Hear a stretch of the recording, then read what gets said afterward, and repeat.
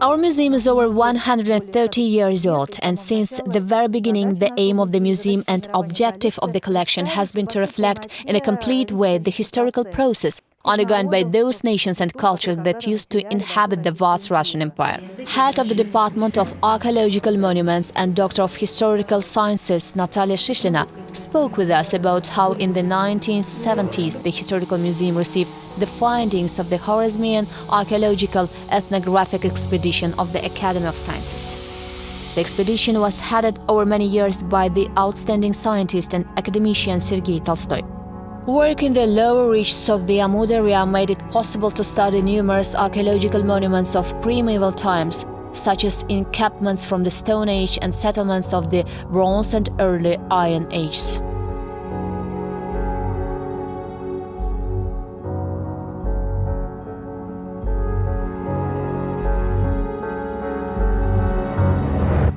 All these artifacts form their own kind of memory of the old years.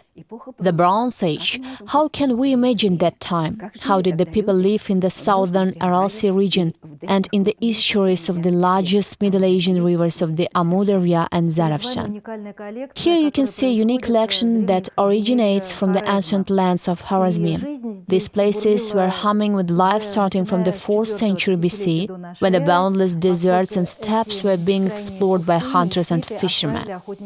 They hunted the animals native to the area, including deer, Persian gazelles and wild boars. Now right here you can see a unique collection of arrowheads made of bone.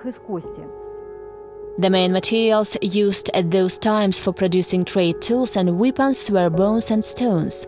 These arrowheads are sharpened and highly polished animal bones.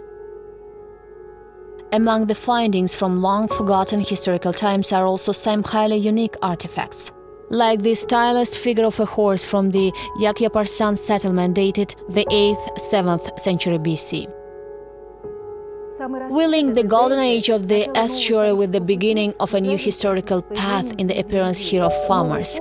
This new era begins from the 2nd century BC. Starting from the Bronze Age, a cultural dialogue had begun between the nomads living in the north part of the Eurasian steppe, which came into history under the name of the Ox civilization. The funds of the museum also hold a collection from the Bronze Age, including jewelry found in the Khorezm burial ground. Jewelry always into pre-medieval cultures in particular have been their own sort of ethnic passport. The woman whose frontlet was adorned with such rings claimed the following about herself. "I am a native here, I come from the world of steppes. The bracelet is made of bronze. This means that the artisans who made it knew all the details of jewelry production. They knew that the color of bronze, whether it be yellow or silver or more dark brown color, or as yellow as gold, dependent on how much tin you add." In one of the areas of the Khorezm burial ground, a woman was wearing 15 bracelets. These rare shots show us the exciting minutes when the golden artifacts were first being taken out of the ground. These are a golden ornament in the shape of a rosine, perhaps a piece of a holiday garment or an unfinished button, and a miniature pendant. They date back to the 4th century BC.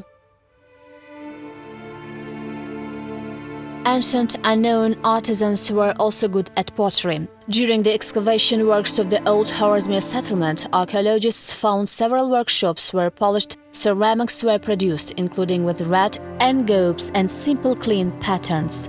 The vessels found in the Koekrilgan-Kala settlement and the Khorezm burial ground were almost identical. Certainly, ancient civilization used pottery wheels. Steppe inhabitants made everything with their hands, while farmers were already using pottery wheels. Nowadays, there is a technique we can use to scrape the vessels inside and analyze what was kept in them and why they were sealed with tamga. This was a sign of ownership, but this was already in the 1st century BC. Scientists claim that the discovery of the ancient Khorezm civilization is one of the most outstanding events in archaeology and history, serving as evidence of the oldest culture of Central Asia and providing inexhaustible material for study.